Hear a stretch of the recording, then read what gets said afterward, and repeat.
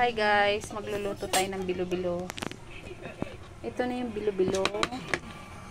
Saging, sago, at kamote.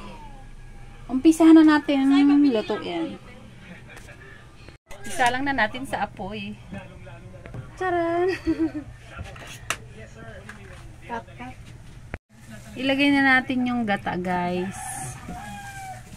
Mamaya na yung pampalapot.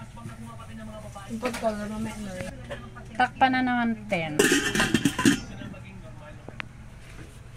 At hintayin na lang natin maluto. Lagay na natin ang bilo-bilo. Ay, matubilog ay. Lapad-lapad. Paano dikit-dikit na? Masakit eh. Ayan guys, color violet. Pakuluin lang natin para maluto. Takpan ulit natin. Tingnan natin kung luto na guys. Hindi. Ayan, okay na. Ilagay na natin yung saging. Yan, itaktak na natin dito.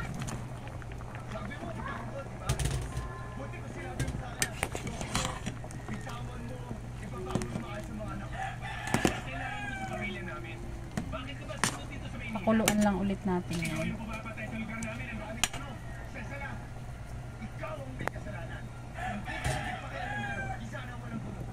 Ilalagay na ni Tia Tisi ang sago. Sago. Wala nang sabaw, ilalagay na natin ang gata mamaya. Yung pangalawang gata. Tia Tisi, hello. Ayan ang aming cook. From Quezon Province.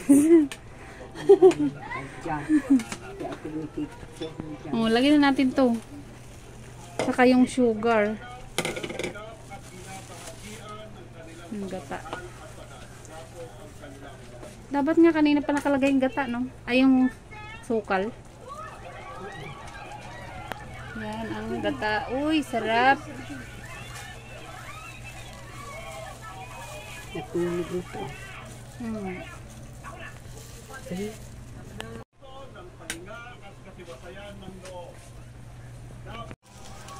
Lagay na ang sukal.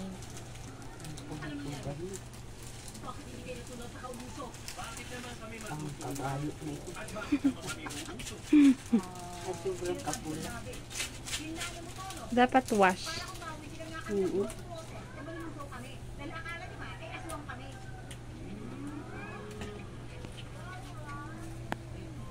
Sarap yun.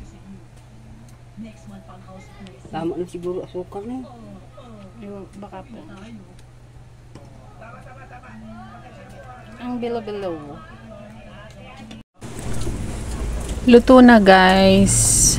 Pwede nang kumain. Kain na. Thank you for watching. Don't forget to like, share, and subscribe. Bye!